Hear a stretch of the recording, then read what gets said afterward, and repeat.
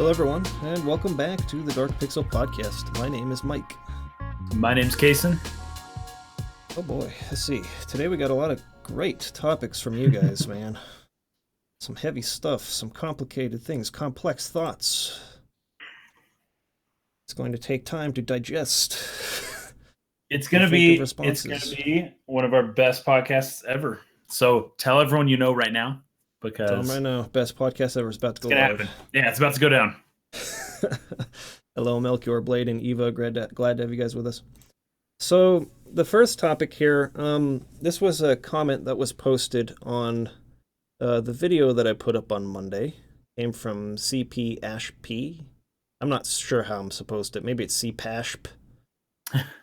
You have to let me know how to pronounce your name, bro. I don't know. CP-P. That's what I'm gonna go with. So I'll just go ahead and throw the question out there. On numerous occasions on the podcast, the idea of withholding information from the audience was a bad method of storytelling.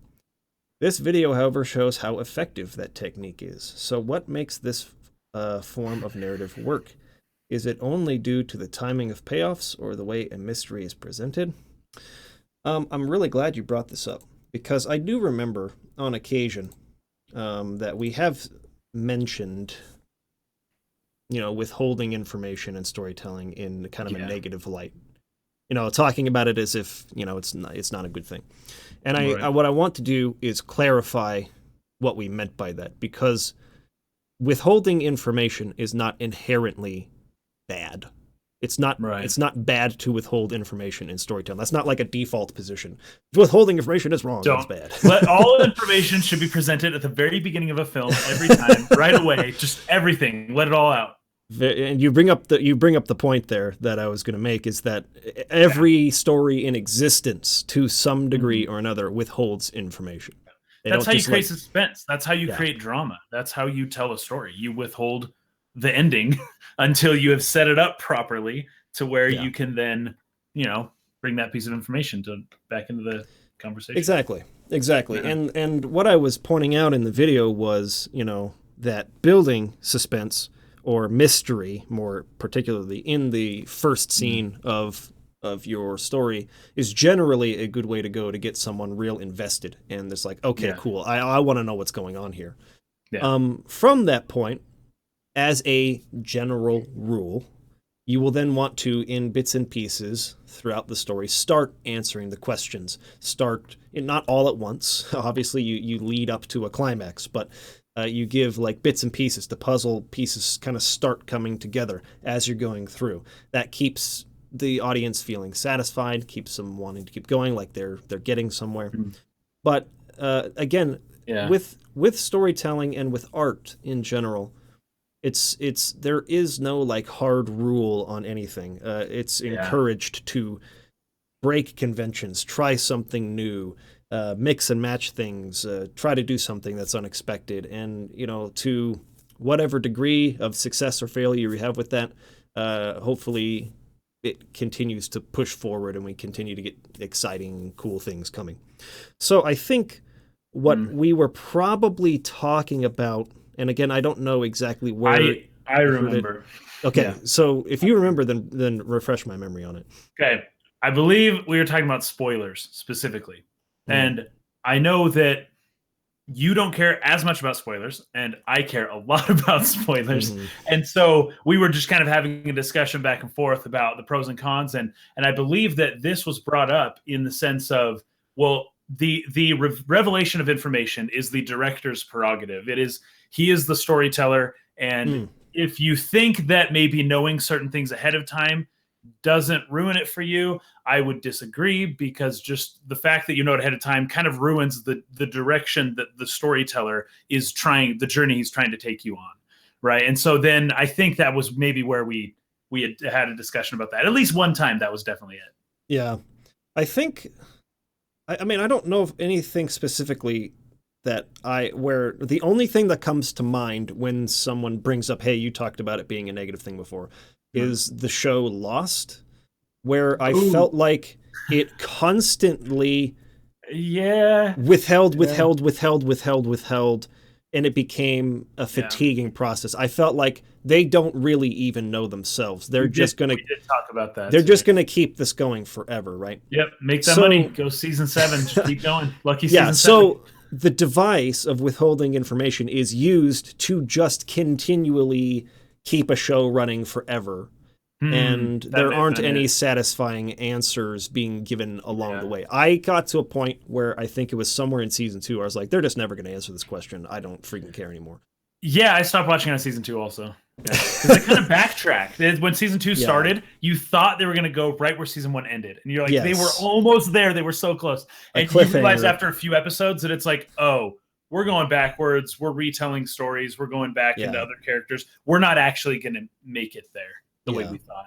Very disappointing. And so it's being used as a device to continually cliffhang forever and ever and ever. Yes, until it's not profitable, and then they ended up and push it off the way and make their next show.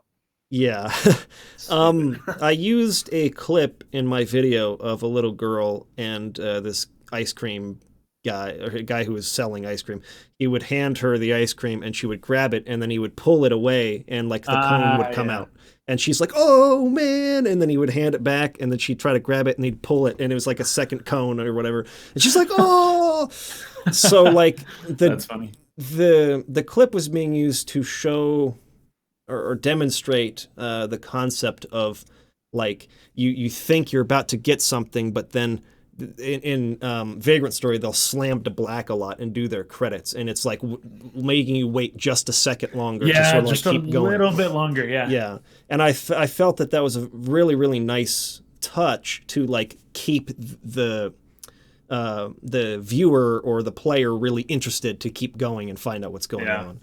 However, if they did that for the entire game, beginning to end, it wouldn't have the same effect. It would start to get real annoying. Very annoying. Yeah. And if they did it for like because they usually put names up, right, when it goes to black.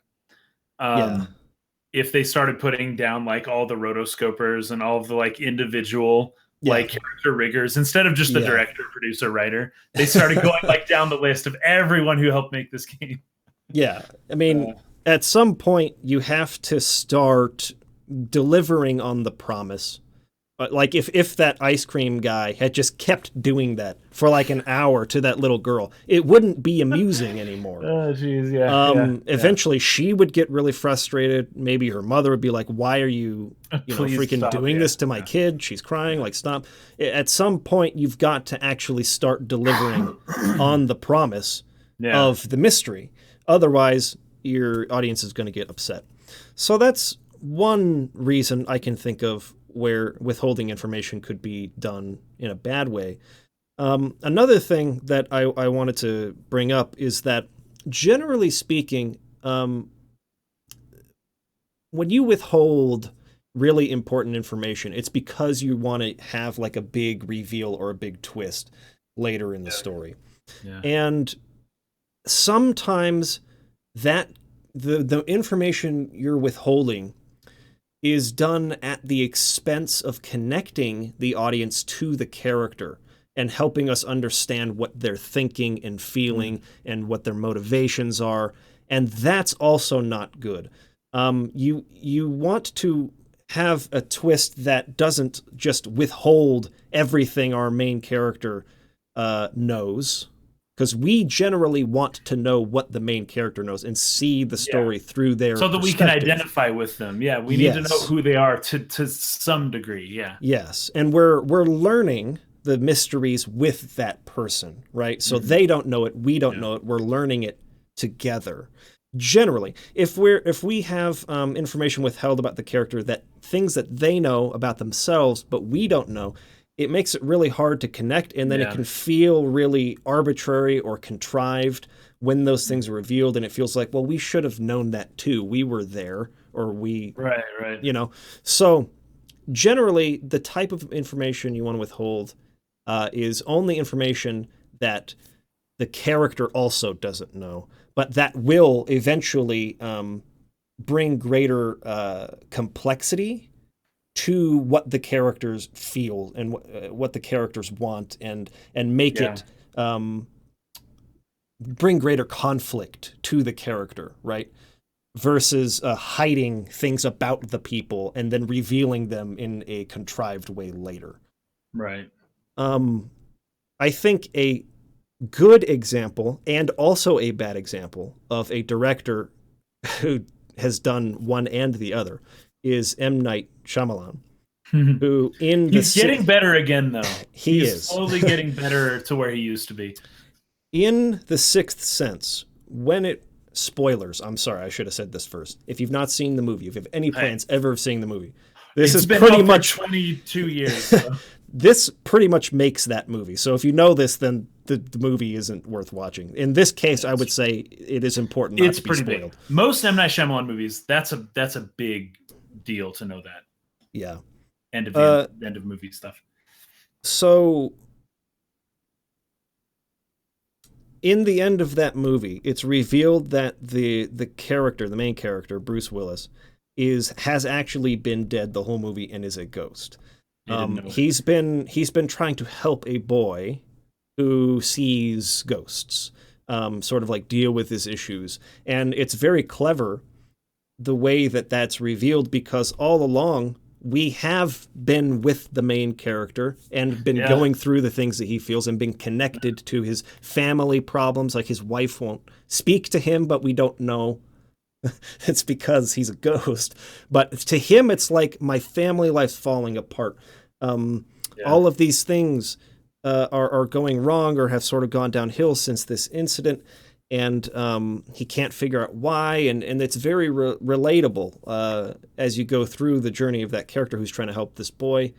And then when that's revealed, it's like that brings greater complexity to his problems and to his ability to sort of let go of these things that he's held on to that have made his life harder. And so that, I think, is a great example of a good twist and a good reason to withhold that specific piece of information about the character. Other movies he's made, it's just like, really? I think Signs is a really great example, not because they didn't reveal things about the characters in the way that I'm talking about, but it's because the reveal is so stupid.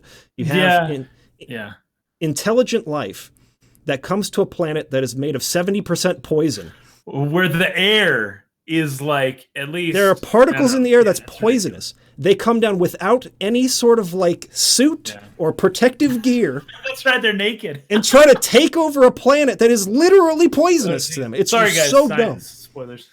So stupid. Yeah. However, that movie, actually, a lot of the execution of that movie is really well done. Yeah. It's just on the conceptual level, it's not. I would agree that on a level of execution, like cinematography, pacing, those sorts of things, music, even the general script and storyline and timing of events, especially the scary events, like I do think it's well done. It's just, it culminates in the weirdest little climax you'd ever see. Yeah.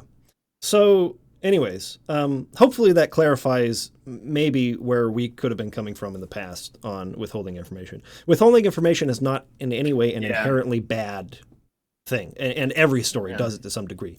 It's just not doing it for contrived reasons, just so you can say, "Who got you?" Right. Or just because you aren't good at telling stories. I think everyone should be able to relate to this. But have you ever heard somebody tell a story, and after about 4 minutes, you're like, get to the point, or like, where are you going with this, right? The audience of a video game, book, movie, any type of media that is a storytelling, at its heart, does not want the audience to ever think, okay, like, get to the point. Because if they're doing that, and which is what me and Mike did for Lost, which was like, all right, guys, like, you're just, stop telling me all this other stuff. Tell me the thing I want to know, the thing I came here for. And, whenever that happens in a movie, game, book, or anywhere else, it's bad. It just wears on the audience. And that question becomes nagging. And you start to really, really, like, become annoyed with what you're hearing. And I like that Mike brought up that analogy, because it doesn't mean that there's an inherently bad amount of, like, what's the word? Withholding information. It doesn't mean that it's bad or good. It just means that at some point you have to stop withholding information. you have to know when that is, and that requires knowing your audience, right? Because every audience will be a little bit different. Some people would be happy to just listen to some older person ramble on about a story for an hour and not really know what the point is, and not care, and just be there for the journey, whatever. Just be there to hear somebody. Some people are okay with that. A lot of people would be like, what's the point? What are you getting at? The clock's ticking. I got stuff to do. And so you need to know your audience. You need to know how much they're going to be okay with before they start wondering, like, is there a point to any of this? Mm-hmm. Yeah, very good point. Yep. So incorporate that into your own storytelling. When you're just telling people a story, if they're giving you weird feedback, it's because you're not revealing information fast enough. You got to reveal something. Up a little. You got to tell them something. Every new scene that you set up in your mind needs to be relevant and have some sort of information. Otherwise, they're just like, what was the point of that? And I know certain people who are just really bad at telling stories. They don't know how to make them interesting. It could be they could have been witnessed a building blow up. And they'll start telling you details that you don't care to hear about, and you're like, how could you mess this up? But it happens. Some people just don't have it. Yeah. All right. Thank you for asking that, CP. CP. And I'll probably comment to you on that video so we answered it in the podcast, and you can come watch it here. Okay. Eric Davis has our second topic here. This is the title of our podcast today. Over a year later, is the Switch the next Nintendo classic Nintendo console? Or is it going to go down in history as the port machine? The port machine has a vast majority of titles that are ported from other consoles. All right, so I'll say first of all, before we humor you with this, that it's too early to say. I would say my ultimate answer is it's still too early. It's only been out a year. It's got many years ahead of it, where I think a lot of developers were sort of waiting to see what the Switch was going to be, and Nintendo was very secretive about a lot of things, even with developers, in terms of getting them kits in time for them to start development for a game to launch either at the launch or even a year after. But there are a lot of games in development for the Switch right now that we don't even know about. So it's too early to say. And Nintendo probably, I don't want to say they made the wrong choice, but it's going to take a little while for developers to kind of catch up and make something great for the Switch, because they just didn't know for a long time what it even freaking was. Yeah, that was a pretty big mistake on Nintendo's part, especially seeing that it appears Sony doesn't actually care to make a PSP 2. Yeah. And I think, or a PS Vita 2, I guess would be it. And I think Nintendo was counting on the Vita having a successor, and that's why, because Nintendo, they said themselves, we're afraid of copycats. Said that very specifically. We are not giving anyone any info because we're afraid of copycats.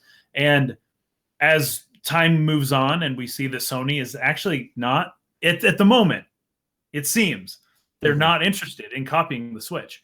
Then I think time will show that Nintendo may have made a little bit of a poor decision there in not giving out, these kits a little bit earlier, at least half a year earlier. But they gave them out 6 months before the console dropped, and that's not enough time to make a game, not even close. And especially seeing that there are even some issues. Sure, it's ready for Unreal Engine, but only a certain version of Unreal Engine. It actually takes a lot of time for people to port other Unreal Engine games into the specific version that the Switch can use. And that's I didn't know that. And so that's been revealing too. So even that kind of stuff is difficult. But as for the question, is it the next classic console, or will it go down in history as the next port machine? I don't see why that can't be both. Yeah. And the Wii U games being ported to the Switch, no one played the Wii U, so that doesn't matter. If it's a port, like the Virtual Boy, the Game Boy Advance got a lot of games that were initially Virtual Boy games, and nobody cared because nobody played the Virtual Boy, so it doesn't matter that games were ported over. And so as it relates to the Switch, if it's ports of the Wii U games, that won't matter as much because those games weren't played as much. They're way more successful on the Switch than they were on the Wii U. But as it relates to things like Skyrim, and third party games being ported over. Like I see the argument, but that's where what Mike says maybe comes in a little bit more. We do have to wait and see what Bethesda actually does, because what they do with Elder Scrolls 6 is going to far outweigh what they did with Elder Scrolls 5, being a Switch port 5 years later, right? But if Elder Scrolls 6 comes out day one on the Switch, just alongside the other consoles, then it doesn't matter that their other game was a port. This is the one that's going to kill it and is going to, blow the sales. We just don't know if that's going to happen. I don't even know if the Switch is going to be capable of running Elder Scrolls 6. And that's a big question mark. Yeah, so if it doesn't get it and all it gets is Skyrim, that's a big check mark in the port machine box. Yeah. I not to get too far off topic, but I would guess with how hard Bethesda had hit their VR when we were at the E3 a couple years ago, that they want to make an Elder Scrolls VR ready, which would kind of exclude it to some degree from being Switch wouldn't. But I'll tell you what, VR has not taken off. It has not at all taken off the way people that could always would. change. Yeah, I think that when it comes to the Switch, though, it has absolutely every potential to become a classic Nintendo console. It has been received very, very well, and the concept has been absolutely accepted and adopted at large. Yeah. So people are loving it and its concept and its design and its portability. They love the console itself. Now what needs to happen is it just needs to get that like 10 to 20 really, really solid, amazing game lineup that are not ports, that are original exclusives, not necessarily exclusive, but at least available on the Switch as well as other consoles. It needs to have that lineup of like 10 to 20, I think, to where you could release a Nintendo Switch Classic in 20 years or something, and you'd have that 20 or 30 games that they could just like install into it. And it would be like, oh yeah, I remember that. That was a great game. As soon as it gets that, which I feel confident will happen, I think it will achieve that status. Yeah. For me personally, I would say that the Mario and the Zelda game that have been released on it so far have not met the standard of excellence of the Mario and Zeldas that I had played on previous Nintendo consoles. That's just my personal opinion. I liked them both a lot. I enjoyed playing them. Mario Odyssey doesn't touch games like Mario Galaxy or Mario Sunshine even, Mario World, Mario 3. Like, it's not even close for me there. Zelda Breath of the Wild is not in the same league for me as Majora's Mask and Ocarina of Time and Wind Waker and others. So on those two fronts, I would say it doesn't have the first party library to boost it to that status yet. We'll see how Metroid turns out. We'll see how any number of first party Nintendo games that they have in development at the moment will turn out. It's new Pokemon, man. That may be the one that changes everything. That's going to sell 20 million units. Let's also see, though, if they can get another Mario and Zelda game out on the Switch before its life cycle ends, too. You know what I mean? Like, I loved it. I loved it when they had more than one Zelda and more than one Mario in a console's lifespan. That was great time to be alive. That was a wonderful time. Wonderful time. So, anyways, I think it's too early to tell. I think it absolutely has every potential, every reason to achieve that. Has it yet? No, at the 1 year mark, but I wouldn't expect any console to achieve that status after only 1 year of being released. So that would be my answer to that question. That sounds pretty good. I kind of agree with you. I agree with you more on the Mario end that Odyssey doesn't, like, I stopped playing Odyssey. There's a lot left to do in that game. And I am done, right? And so Mario wise, I'd agree with that. I wouldn't necessarily agree on Breath of the Wild. I don't know that I played about 200 hours of that game. Yeah, that's a lot. You And that got was one. your Okay, that's 2 playthroughs because the master you got DLC, your right? value out of it for sure. Oh, by far, right? And that would be like 4 playthroughs of Ocarina of Time plus 2 playthroughs of Majora's Mask equals that 200 hours. I don't know. As far as like enjoyment goes, what Breath of the Wild set out to accomplish, I feel like it did very well. Somebody in the comments mentioned, Prince Revolver saying story-wise, Breath of the Wild was a letdown. I didn't feel that playing it. However, when I think back to that first trailer that we saw of Breath of the Wild, that was a very cinematic trailer, Zelda bursting into tears and just like this.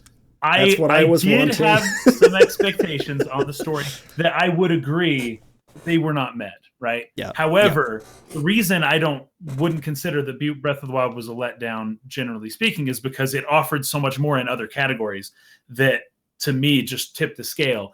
But it's story-wise, when I looked at just that and look at how I was expecting it to be, I totally get that. So maybe the next Zelda, if we have 2 in the Switch, that would go miles in cementing the Switch as like a classic Nintendo console. If they just have another Zelda and maybe focus a little more on story this time. I don't know. They already have the engine down. They're probably going to do a very similar thing to Breath of the Wild, but this time they got the time to focus on the story and get that right.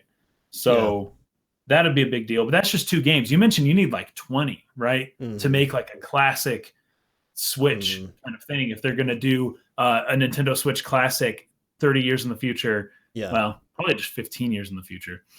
You're going to need a pretty big library, and they don't have that right now. So especially if you aren't including the ports, right? If you're just including well, because the Skyrim HD or Skyrim on the Switch would not make it into the Switch Minis collection because that game came out for the Xbox 360. I don't know. It's just that's weird. It wouldn't, and it's out on Steam. People could buy it anyways at any point. The whole Switch Mini would be, these are only the core games you can't just go buy on the PC somewhere. Yeah. So it's got a lot working against it, but I think it'll pull it off. It's been really interesting. Like if I think back to my playtime on Nintendo consoles, like growing up, I only ever had Nintendo consoles, so that is a factor into why I spent so much time with them. I am also an adult and I work a lot now, which is also a factor into why I don't play as much now. Right. But that being said, I think back to how much time I spent on the N64 and the GameCube, even the Wii. Wii U is where I started to sort of slope off, but I think Wii U would not be considered like one of the great classic Nintendo consoles when you look at its entire legacy. So that's where, my playtime on Nintendo consoles really sloped off. But dude, like thousands of hours into the N64, thousands into the GameCube, thousands into the NES. I didn't have a Super Nintendo, but I've played Super Nintendo games enough to have basically made up for it. Yeah, I think so. So with the Switch, since picking up Octopath Traveler, I've put about 18 hours into that, and I can't remember the last time I had played a Switch game before that. I can't recall. Like, I guess it was Lost Sphere, where I spent about 5 hours. Oh, a couple months ago, yeah. And then before that, I lost Mario Odyssey, where I spent about... I know you played Mario Kart 20-ish hours. Mario Kart before that, about 20-ish hours as well. And then Breath of the Wild, about 45 hours. So I'm probably sub 200 hours total on my playtime on the Switch after 1 year, which is, again, factoring in the fact that I just don't play video games that much anyways anymore. But on top of that, it's just like, wow, that's a really weird thing for me to think about, because I've definitely put more than that amount of time in the same span on my games on Steam. I've definitely put more time into games on the PlayStation 4 in that same span. So that to me is indicative of the fact that it really only has 3, I would say, really, really solid. Well, let's count Sonic, even though I didn't play Sonic that much, but Sonic Mania. Yeah, because I got good reviews. But I mean, like Splatoon 2, and there's some other. Yeah, that's true. Because that's just not my. Okay, so let's include that. So let's say 5. You wouldn't play, but let's say 5 games out right now that are original games that are actually like super really great, really solid. Yeah. And of those 5, I would say 3 or 4 of them appealed to me, and I put any kind of like heavy time into, but not. I mean, I put like 1,000 hours into Smash Melee alone, man. Like, oh, there will never be a Smash that compares to that. Just for that reason so, alone. like, yeah, I don't know. I think with a Metroid release, with another great Donkey Kong game, maybe, with great RPGs like. See, but the thing is that unfortunately it's being delayed on the Switch, Dragon Quest XI. Yeah, so I'm gonna be playing on a PlayStation 4, which is a hindrance to me spending more time on the Switch. Yep. That Dark Souls remaster was pushed back on the Switch. I might have gotten it. I don't even know when that's coming out now. Yeah.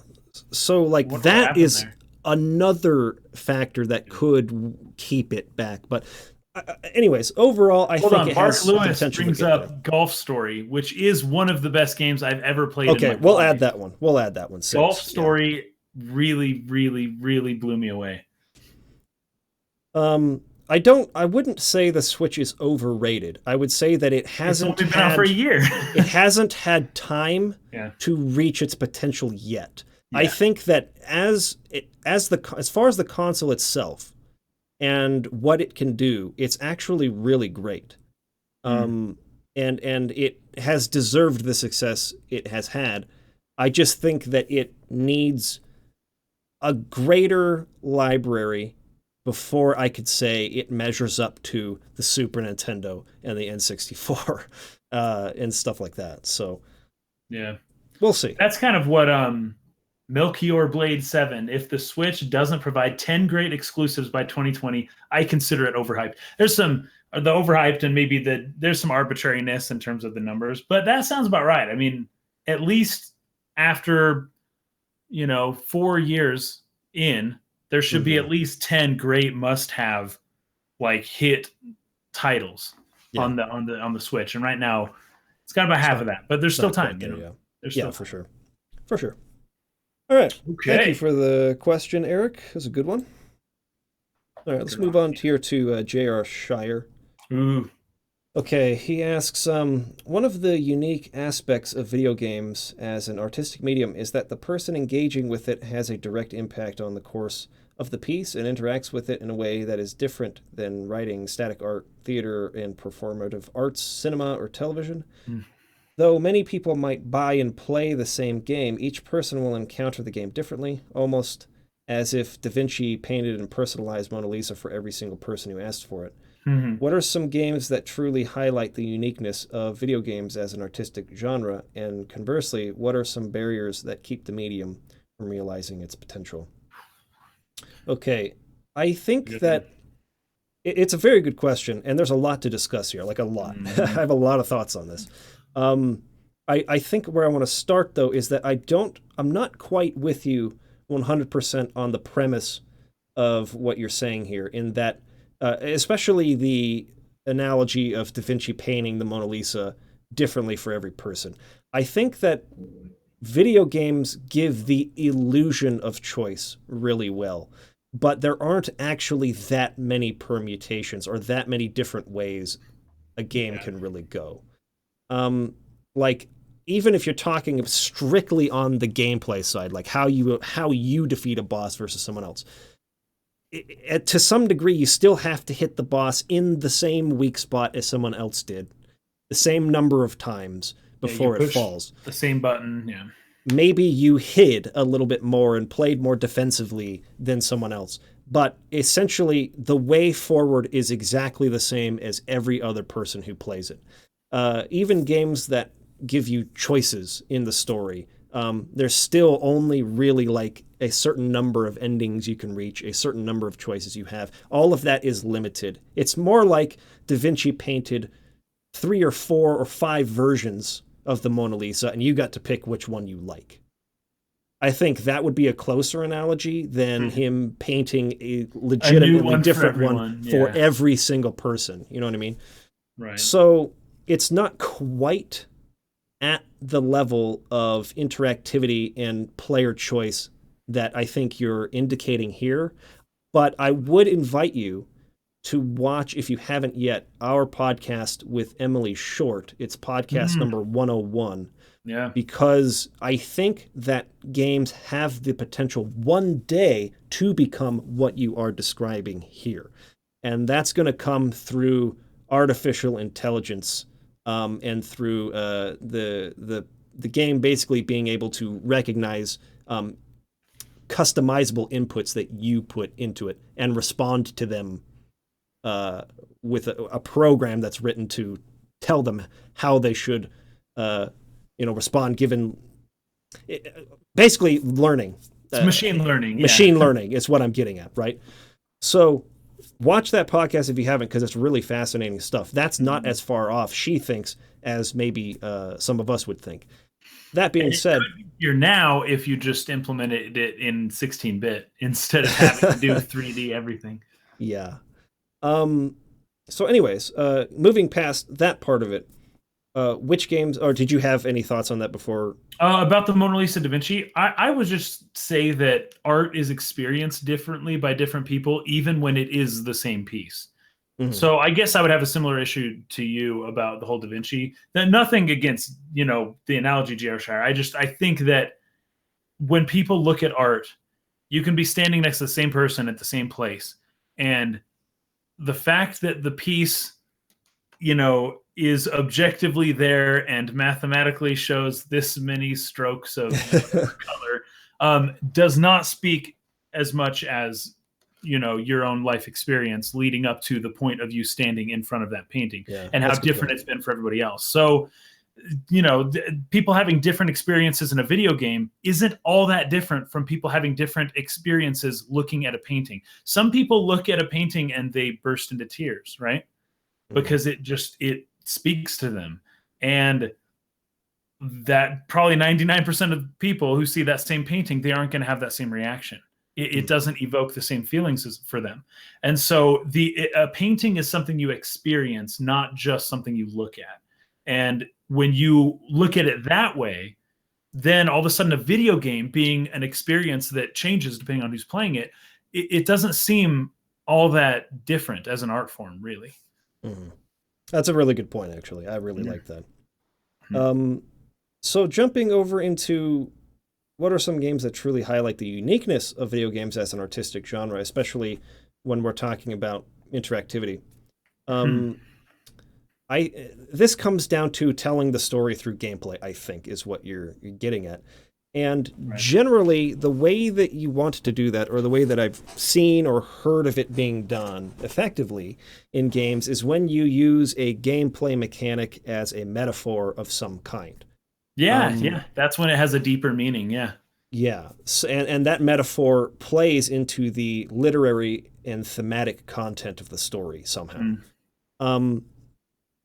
Games that I have actually played that I feel did this are games like Journey, where, I mean, it's so hard to describe, like, I know, how perfectly Journey. the game does this.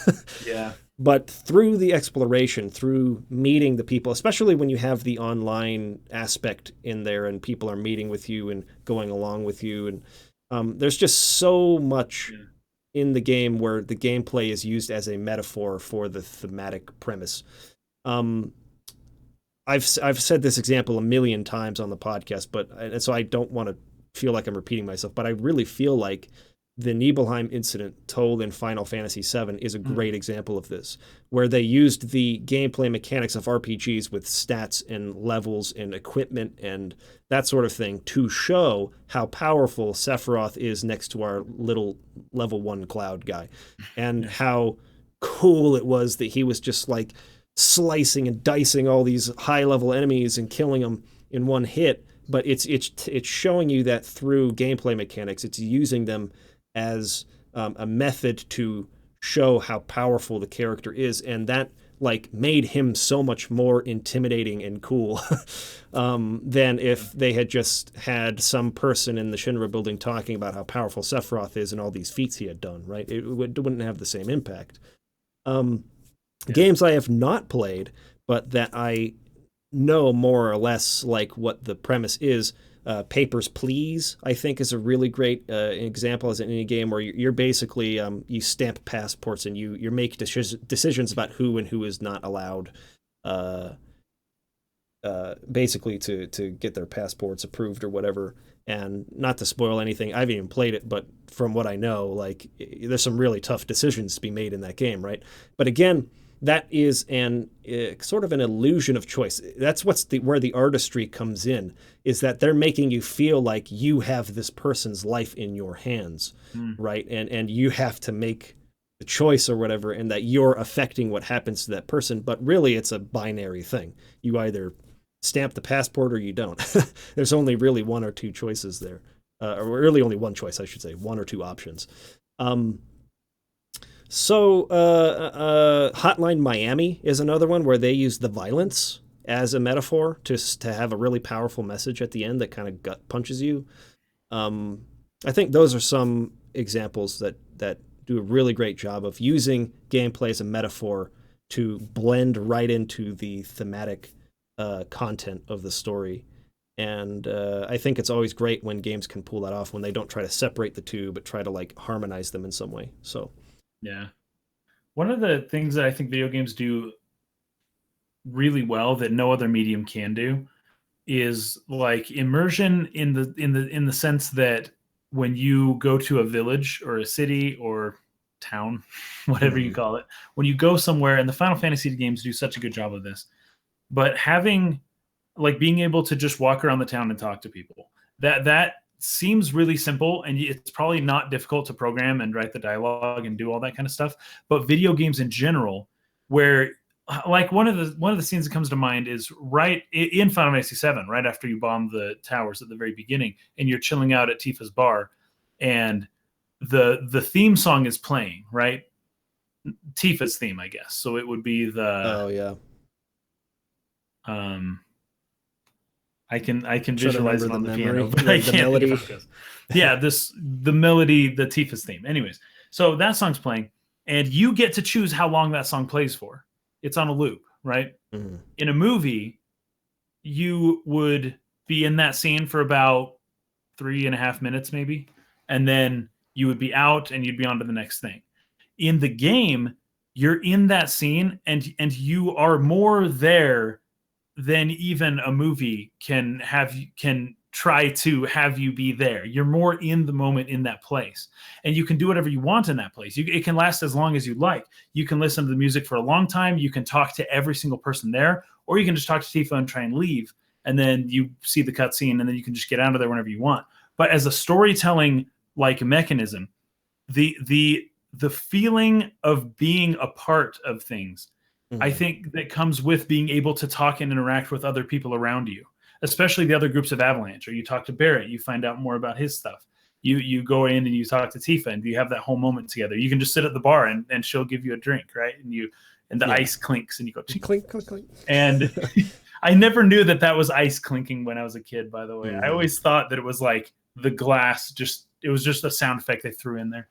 But just being able to go around to town and talk to people and really get into the mood and feel the music and that's why music's so important in RPGs. And this is something that like games like Call of Duty don't do, right? Call of Duty, you go through a level and you just kill everyone and that's it, right? That's not what I'm talking about. I'm talking about when you get to take your time and interact with something.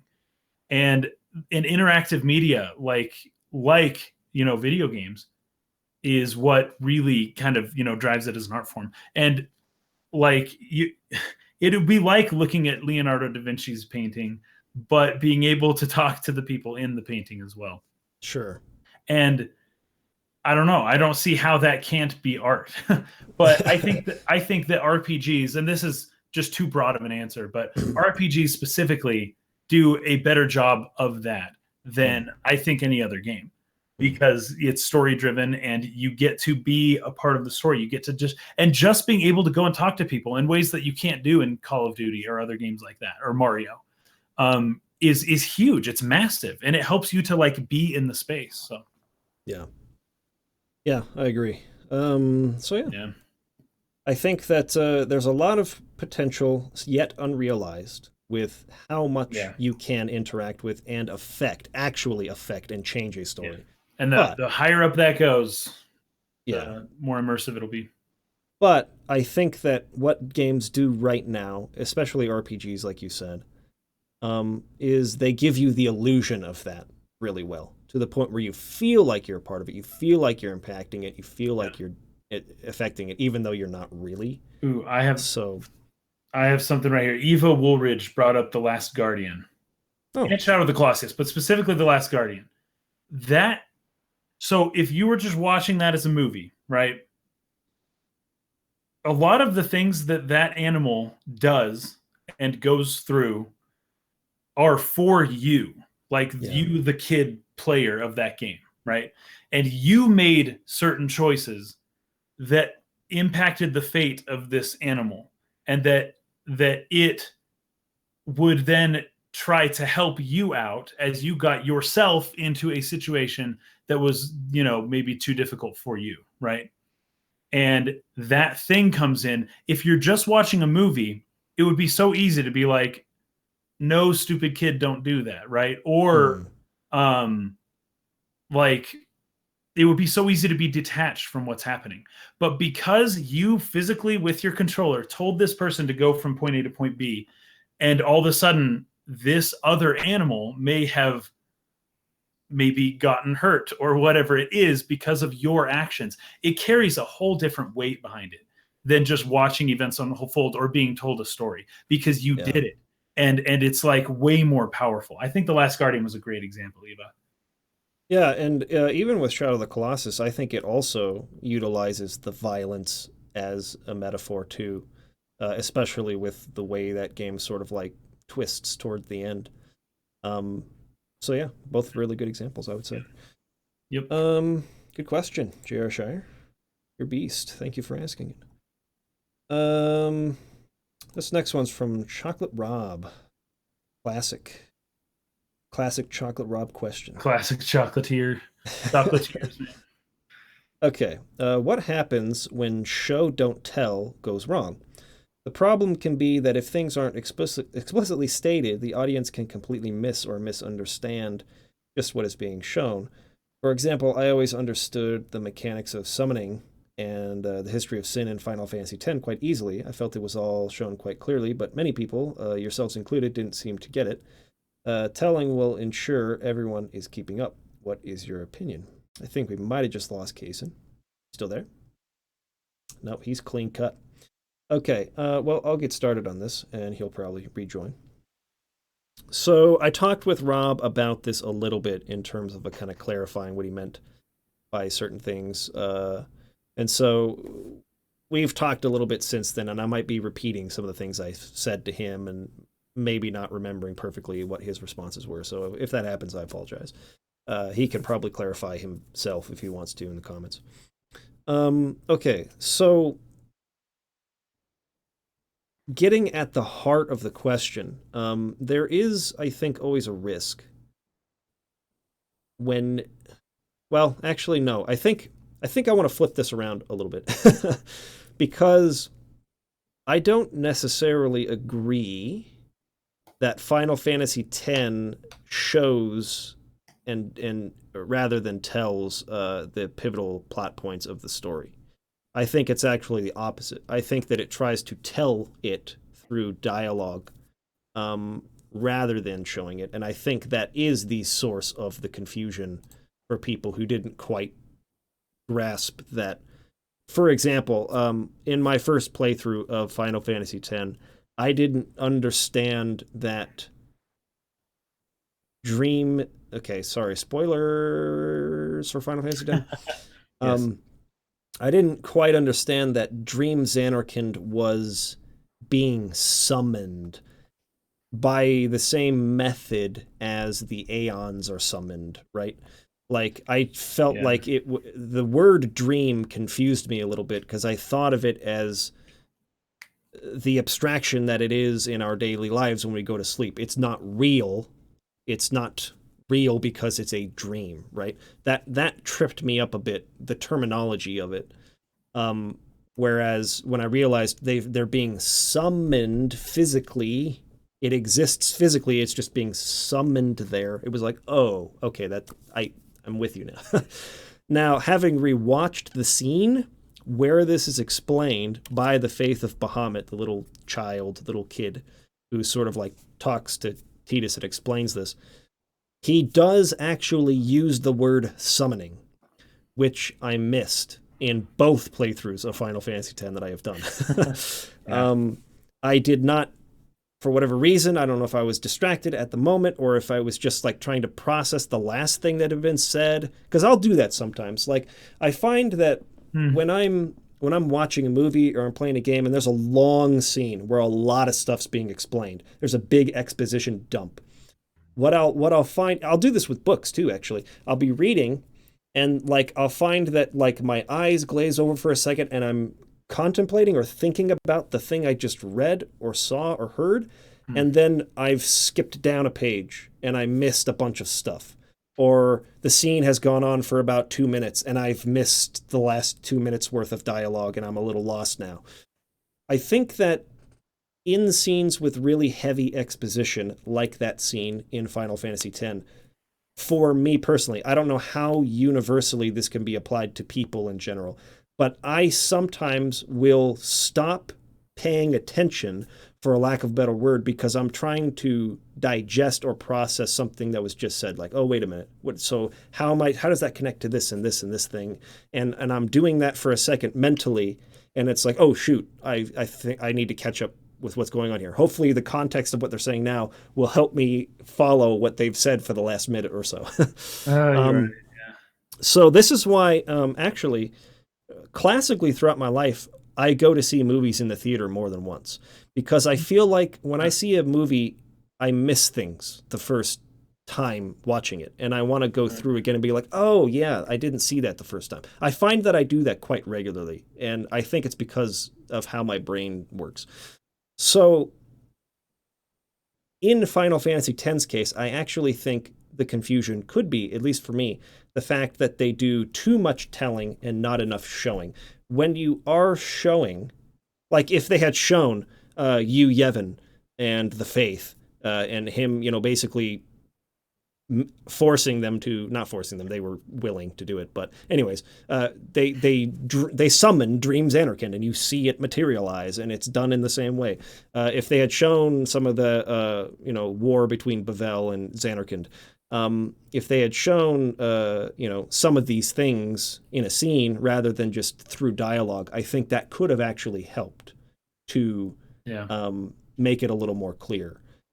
That being said, another example he brought up, which I think was closer to what he was really getting at than the FF10 example, was an episode of Star Trek The Next Generation, and I can't remember which, and I was going to go back and review it and remind myself of the episode. He explained some of the plot points, but essentially he was watching it and felt that a certain point or thematic concept was made very clear because they were doing a lot of showing of Picard's past and history and showing how he felt about things through his emotions, through his facial expression, through how he spoke with people, through mannerisms. And they didn't just flat out say Picard was afraid that he was a coward, essentially, right? They didn't flat out ever say that, but it was shown. He felt rather explicitly, but he felt like maybe some other people had missed that point. And it is true that to some degree you're going to run the risk of that happening. And it is also true that if you just very clearly, and this is where I think Final Fantasy X, it is telling rather than showing, but I think they wanted to make that kid really mysterious. And they often do this in Squaresoft games from that period, PS1 and PS2. They wanted to sort of like write the dialogue in a way where it wasn't like too much like, it wasn't like too direct or on the nose. They wanted it to feel mysterious or interesting or, I don't know, just like not so flat in delivery. And so they wrote his dialogue in a way where he was a mysterious character throughout the game. It was like, what? And that's a very common trope in RPGs, JRPGs especially, where someone will like say something kind of nebulous or like not super clear. And the main character's like, huh? Like, what do you mean? And they'll be like saying another thing. It's like, I don't get it. What do you mean? What's going on? And they'll like continue, right? Yeah. That's kind of something you see a lot. And while I don't think Final Fantasy X is bad in any sense with that, I think that character, Faith of Bahamut, was meant to be mysterious, was meant to sort of, they were withholding information a little bit with his dialogue throughout the game, and then leading into that big reveal there. I think that it was a lot to process in that scene, and so some people, like myself, I missed that he used the word summoning twice.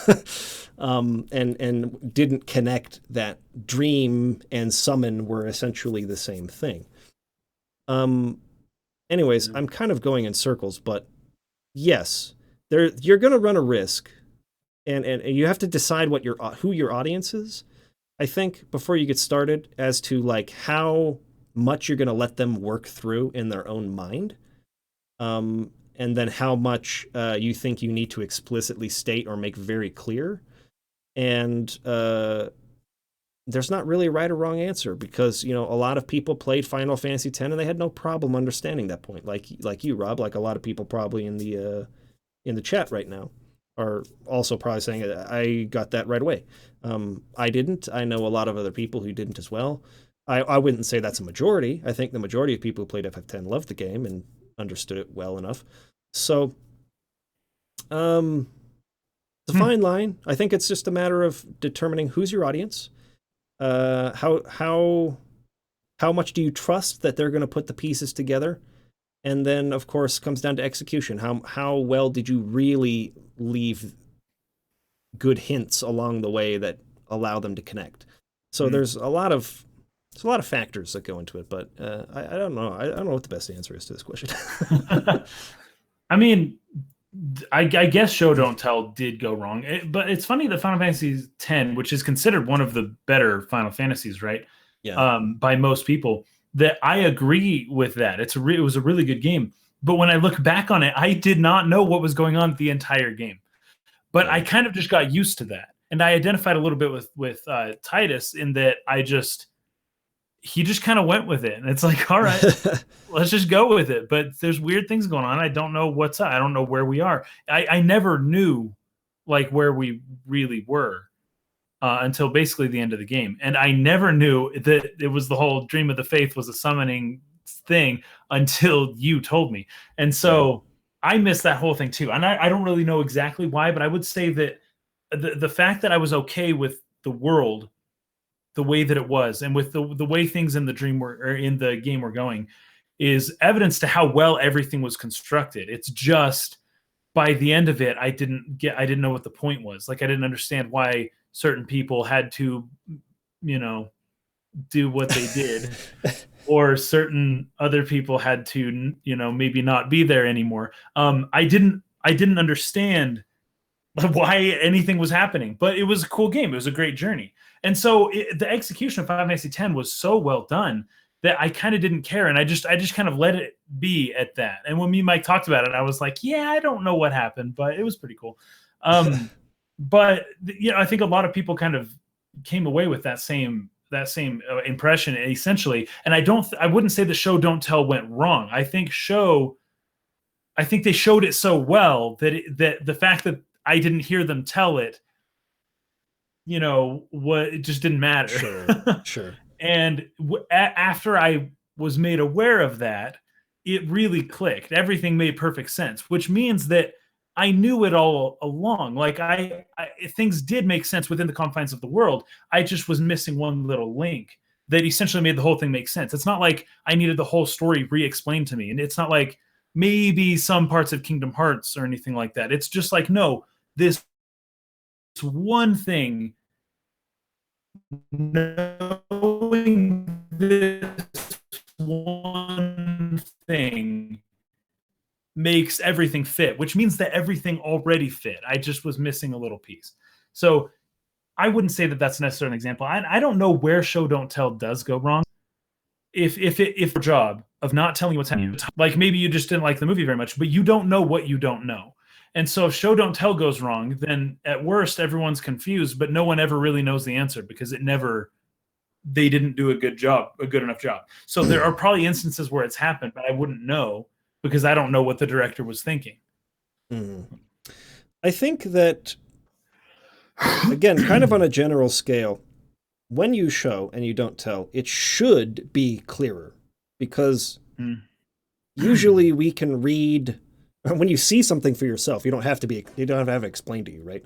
Like you see something happen, it's like, oh crap, and this then thing you don't happened. have a character or a person telling you about what happened. There's room for error with language, right? Yeah. To where maybe they don't explain it clearly enough, or it doesn't come across right when you have a misunderstanding about what happened.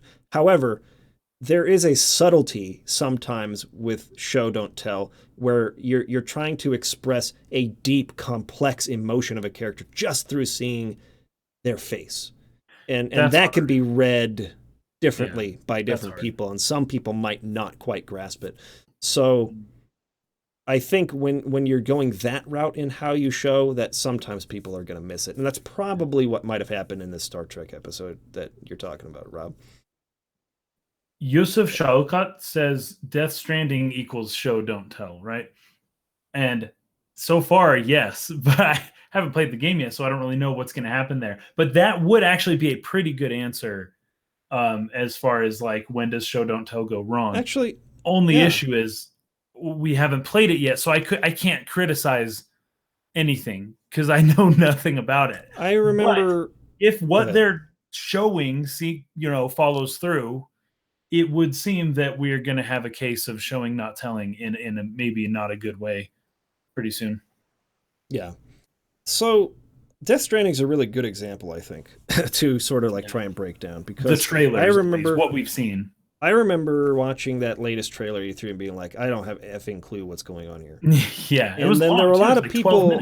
A lot of people responded and were like, how do you not see that he's delivering materials? Like his job is to deliver things around the world. Really? And sort of following you around this dangerous world. And I look back at it and it's like, yeah, that's why he's got the pack and he's pulling that little train thing around with him.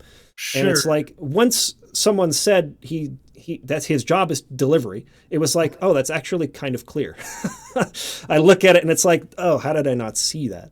Yeah, but I think the problem is not that so much the fact that they didn't show it efficiently enough, as much as it is they're showing so many abstract and weird things that my brain is so tied up trying to like figure that out. Yeah, well, you're not grounded in anything. I'm missing obvious things. And I think this is an attestment. This attests to what I was talking about earlier, where I missed the word summoning because my eyes have glazed over and my brain's working really hard at the last thing that I just heard. And then it's like, oh, shoot, I haven't been paying attention the last minute or so. I missed something. And with Death Stranding, it's like I see something so visceral and abstract and crazy and weird that it's like I'm trying to work out and make sense of what I just saw. And then I miss probably like 30 seconds of a trailer where maybe something a little more obvious was dropped in front of me. And it's like, so I think that maybe the answer to this is that sometimes you can sensory overload people with how much crazy stuff you're showing them. And they're trying to just make sense of that. And so you have to maybe pace things a little bit so that they have some time to work through that, or at least get to the point where they say, look, I just don't get it. Let's just keep going. And then, so pacing might play a part in that. It's hard. It's hard because there were a lot of people who got it and who were like, yeah, like, and as soon as I was reading that, I was like, yeah, you're right. I think that is more obvious maybe than I gave it credit for. And it was the same way when I had a discussion about FF10 with Rob, probably about 6 months ago. He was like, he says right there in the scene that it's summoning. And I was like, what? And I went back and watched it, and he does. He literally says right there, it's a summoning. And I was like, wow, I missed that both times I played this freaking game. How's that possible? Rob just arrived after we finished answering his question. I'm so sorry. Sorry, buddy. Sorry, man. We're not going back into that. Have to watch it on demand later. Yeah. There will be a time code eventually. Anyways, that's the best I can do really on that topic. Yeah. But hopefully You that's Death Stranding being a delivery person. That's interesting. But and in the actual game, I'm sure that'll be way more clear. You'll actually go to sure. somebody and you'll deliver things to a place. Yeah. So it may not be so crazy. Just the way that world works is so abstract. It's Hmm. difficult to keep things straight. Yeah. Okay. Nice one, Rob. Thank you for that question. Good question. Gracias.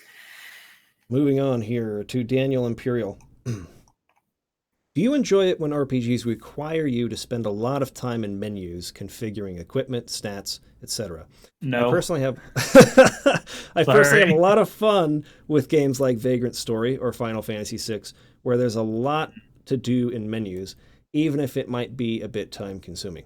Hmm. I This is one of think the things I didn't like about Final Fantasy 12 at first. hmm, It's something I'm warming up to. I'm getting because I didn't like the gamut system at first because I was like, I have to spend so much time in my menu organizing things now that I've never had to do in any game before. And after realizing the potential and how smooth that makes gameplay going forward, I've kind of grown I've grown a little more fond of it than I used to be. But for the most part, I don't like it. yeah. I think my knee-jerk reaction to the question would be similar. No, I don't enjoy that a super Yeah, ton. However, I did enjoy Vagrant Story yeah. to quite a large degree. I felt like it was a little too bogged in the menus. It took a little too long to do the things I wanted to do. I felt similarly about Chrono Cross. Um, Final Fantasy VI, I have a love-hate relationship with that because I love the strategy and the optimizing that comes with switching those magicite around to the characters so that they can get the stat boosts upon leveling up. I think that's cool, and it's like, yeah, like I'm going to give him 2+ strength with this if I equip him right now, and then I'm going to give him Mm, 2+ magic if I do that, you know. So like that's cool, and I see the merit in it, and I've done it myself a number of times playing the game. But there does come a point where I did start to feel fatigued by it. Like, oh crap! Like I'm checking the menu like literally after every battle to make sure someone's not about to level up yeah. so that I can switch the magicite over because this person's learning the ability, but I want this person to get the stat boosts. And it's like just constantly bogging down the pace. Now That's a pain. you don't have to play optimally. There's Yeah. absolutely no reason in the universe why you should do it that way unless it's just something you want to do. Right. I tend to like optimizing. I know I have a So, problem not doing it. So if the option's there, I end up doing it even and it can yeah. hurt my experience, but it's like, they gave me the choice to do that though, and I can't not do it. I always want my characters to be the best they can be. Yeah. Um so I think to a certain extent, I think within reason, I do like it because it feels like, oh, there's all this strategy. I'm making these preparations. If I equip this element on the weapon, then I'll do twice as much damage, and I'll move this over here so that this person can't be poisoned or silenced or whatever. Right, And it's yeah. like, oh, I made preparations. I employed a strategy. Awesome. As long as that doesn't get out of hand to the point where I'm spending like 20, 30 minutes in a menu before a fight, I actually dig it. But if it gets out of hand and it's taken way too long, it can really become a burden, I think, and I tend not to enjoy it. Yeah. Um, What about like sifting through your list of Pokemon oh, geez. and optimizing? I can spend hours and hours just like making sure that I've got exactly what I need for every situation. Yeah. That's a game where you spend a decent amount of time in your menus or at least in your inventory at Hmm. optimizing. I don't Eva mind that. asks Eva asks how Octopath is with menus. I think for the most part it's Mm, pretty minimal. It doesn't take like yeah, too long. Um, yeah. there's a number of I think you have a headpiece, a chest piece, I want to say leg piece, and then two accessories. So like five total pieces of equipment you can put on the characters, which is Yeah. pretty good. That's a You lot only of come across new stuff every few hours. It's not like you're yeah. constantly switching things off, and certain people can only wear certain things. So it's like, yeah, it's not like you're switching things between characters all game.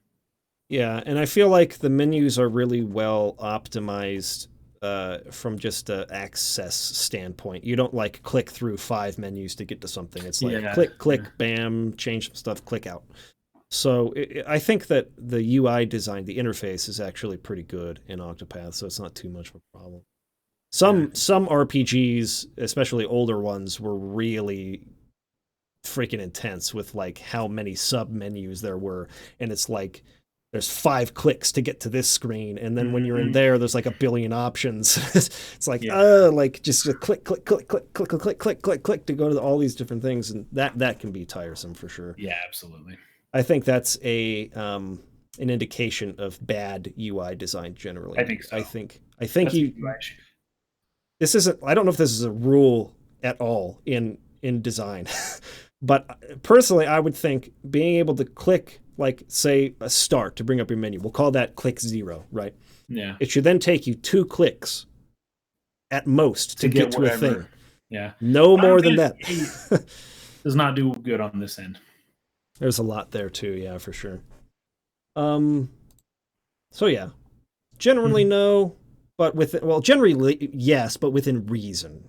I enjoy that. Because that's how you customize your own gaming experience. It's not in the gameplay necessarily; it's in the menus beforehand, and that's cool and all. I like to avoid that as much as possible because it's just tedious. It's kind of like level grinding. It's a thing in RPGs that you have to do, but that I don't like spending too much time doing. Yeah. All right. Short answer, but there you go, Daniel. Thank you for asking. Okay, moving on to Christopher Guin. Another old standby. Suppose you're given the chance to redesign Final Fantasy VIII's junctioning system. We have people talking about FF8 in the chat right now. What changes would you make, if any, while still preserving the general concept? I don't think I would change a single thing about the junctioning system. What I would do is either drawing. No, I think that's okay too, because drawing goes into junctioning. They play in together. You need the magic in order to junction it to the stat. Right. What I would get rid of for sure, at least, is level scaling. The enemies level scaling with you, because the entire concept of FF8 is that you junction magic to increase your stats, which increases things like strength and vitality and magic power and all that stuff, right? So you get stronger as a character through junctioning. You also get stronger, not necessarily leveling, through leveling up, right? Yeah. But the enemy's only path to getting stronger is for you to level up through gaining experience. So you can get stronger by getting stronger magic and junctioning it. The enemies can only get stronger if you choose to fight them. So if you run away from battles and you don't fight, the enemies stay low level, but you continually get better magic and you get stronger. So it's very easy to break the game. Those two things are not compatible. So if the only thing you remove is that there is no level scaling and that the enemies in this area are this level, the enemies in this area are this level, and the enemies in this area are this level, it completely fixes that problem and the game works perfectly. Because that's the problem. The problem isn't junctioning. The problem is the way the enemies scale. Yeah. So I like that. I didn't like junctioning at first because of how you can take advantage of it, but that's a different problem. Yeah. I think it's just incompatible with level scaling. If they remove level scaling, I think it's fine. Either that or... They should do that. They should do that in Final Fantasy 16. Make a junction system without level scaling. Or take out the player's ability to level up. And you'd have to also remove level scaling. So it's like basically customizing your character or getting stronger as a character comes from junctioning stronger magic. You don't actually gain experience in the fights and level up. So you take that element away, and the junctioning system itself is the leveling up system as well, or functions essentially as the same thing. Those are two ways, I think, that you could really force players to use junctioning to get stronger and like really dive into it and like master it, because it's like you come into a new area and these enemies are really strong. Crap. I need to go get the right kind of magic and junction it and use that efficiently or whatever. And there you go. So I think that's literally the only problem. The only problem with FF8's gameplay is level scaling, and that's it. Weapon mechanics, that's not applicable to this example, but leveling up your weapons or upgrading your weapons. I didn't really like that as much either. But those two things are really the only problem gameplay-wise I have with FF8. So that's what I would do.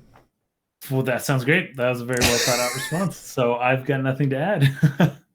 Another short answer, but thank you, Chris Ewan, for that question. We have the last question of the day. This one comes from Alexander Schnedit, I think. Yeah. Okay, so I actually didn't write the whole question. It was pretty long. There was actually 3 different parts to it. But it's the heart of what he was getting at. He's playing Octopath Traveler, and he feels like it's very grindy.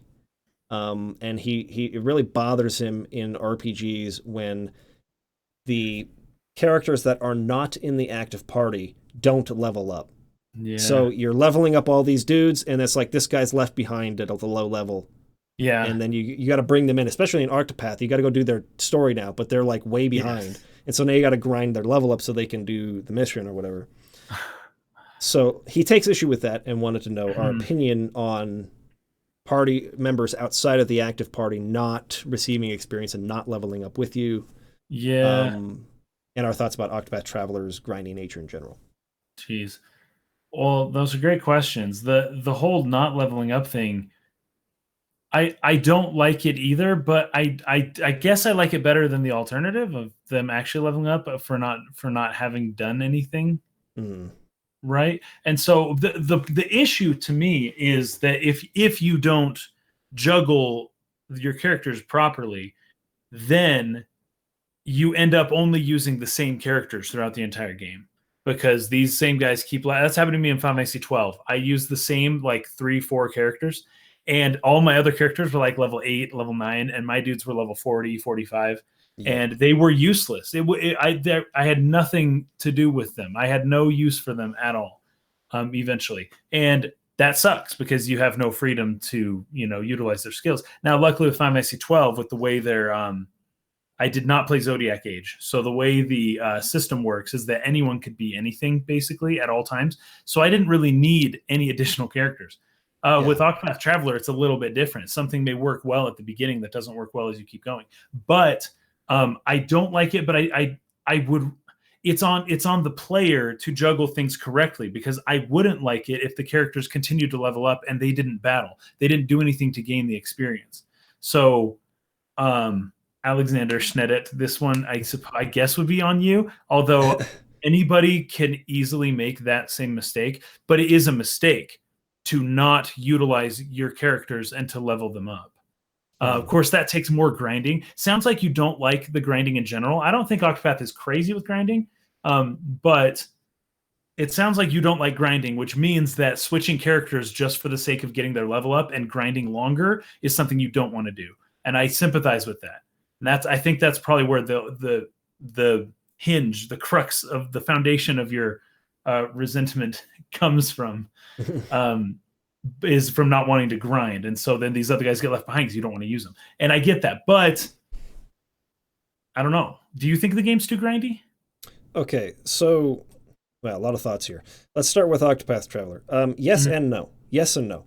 Someone else brought up the fact that they don't grind because they go around with Therion and steal OP equipment from all the people, which is like a 3% chance of success. But you just save the game and you just try it a bunch of times and you get it, and it's like, oh, here's a great piece of equipment. I impervious to damage now. Great. On top of it, I think that if you have a lagging character in Octopath and you bring them with you, they do level up pretty fast. They level up quicker because you're getting more XP. That's true. Yeah, they catch up pretty quickly, at least to a degree where they're like maybe 5 levels below, and then it's not as much of an issue anymore. It's like, say I have my main character who I started with at level 27, and we go into this character's chapter. They want you to be level 21 to do it, and she's level 8, right? It's like my level 27 dude is a little bit over, so he can handle what's going on, and as long as I can keep her alive through a series of 10 battles, she'll get up enough to the point where she's not going to get one shot by anything, and it's not going to be like a huge deal. So I think they do a good job with that. However, the jumps in level that they ask you to do or that they recommend for the next chapter are really high. So it's like the highest level that they recommend for chapter 1 is like level 12. And then the starting level for the next chapter, the lowest level recommended is 21. That's a pretty significant jump to finish something at level 12, and then now you need to be level 20 to do the next thing. But the idea is that you're doing other things. You don't just stay in that same place and grind and then come back. Sure. So I think that at least they don't want you to.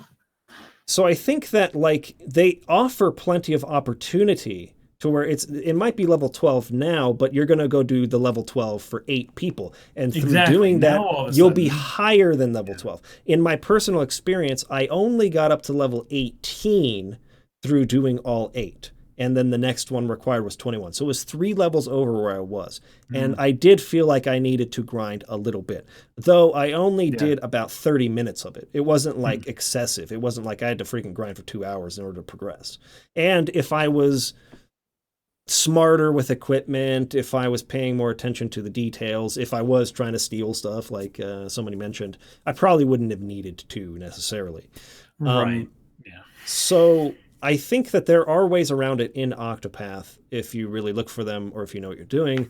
That doesn't really excuse the fact that I think that the jumps between chapters are a little higher than they should be. Yeah, they're probably a little bit. I think that the jump between level 2, which the highest one was 27, and then level 3 was like level 36 or something. So it was like also a significant number of levels above. So I think they could have brought that down a bit to mitigate this, but I don't think it's like a terrible problem with Octopath.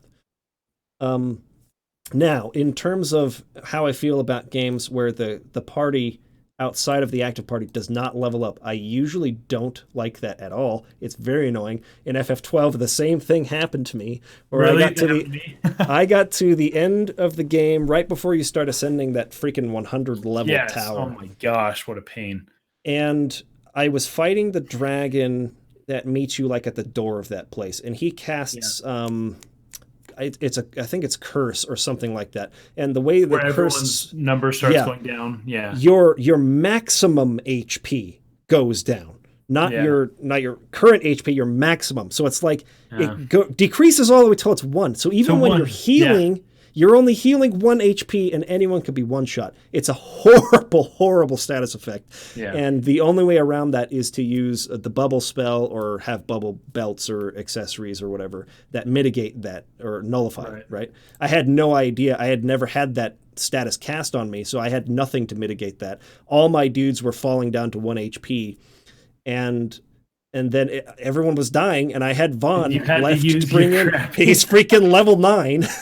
Everyone else like level 55. And I was like, F me. Like, I didn't level him up at all. So that could be really frustrating because, anyways, I believe, in my opinion, that no game has handled this better, at least in my experience, or maybe other examples are eluding me at the moment that I have played. But the one that comes to my mind is Final Fantasy VII, which handles it so well. And this is in part due to the fact that these games used to be split across 3 discs, right? So generally, at certain points of the story, they will sort of bring the average level of the party up to be something closer to where your active party's average is at, or to where Cloud is at, or something like that. And what they also do is they have a reason within the story and the gameplay to explain it. Yeah, because they say we're going to split up on the world map. Yeah, they're doing things. They aren't doing nothing. Yeah, it's suggested that they're fighting and gaining experience when they go on their path as we're doing it on our path. And so it makes sense that at some point or at some moment in the story, they sort of like bring their level up to you. Which I think is a really good way of doing it because it's just so frustrating when it's like, I want to bring this character in to the party because this part of the story involves them. It's like it's important to them, but like, oh, I can't bring you. You're freaking level 2. What the freak? Like, no way. You're not strong enough to be here. So I really like the way FF7 handles it, I think. And the other really important aspect is that with a game like Octopath Traveler, which is very much a classic character progression, right? You don't gain abilities until, well, you have like a set number of abilities that are for that character because they're kind of locked into their own class, right? Like with Final Fantasy IV, for example, you had to get to this level to unlock this ability. And you had to get to this level to unlock this ability. And you can't get it unless the character is at that level. They have to level up to get it. Yeah. In a game like Final Fantasy VII, you can level up the abilities separate from the characters. You can level up the materia with your active party and then bring a character who's lower in level in and give them a freaking level 3 magic spell. Right.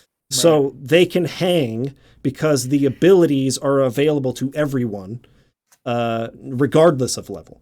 So that helps as well. So those two things that Final Fantasy VII does, I think really help with this particular issue of, I haven't used this guy in a long time. Can I? Is he useless? Will I never be able to use him now? No, you can, because you can give him all the abilities that you need, and his level comes up at certain points of the story. I think on disc changes, if I'm not mistaken. I could be wrong about that, but they bring him up to you so that you don't have to worry about grinding characters that have lagged behind. So I love FF7 for that reason.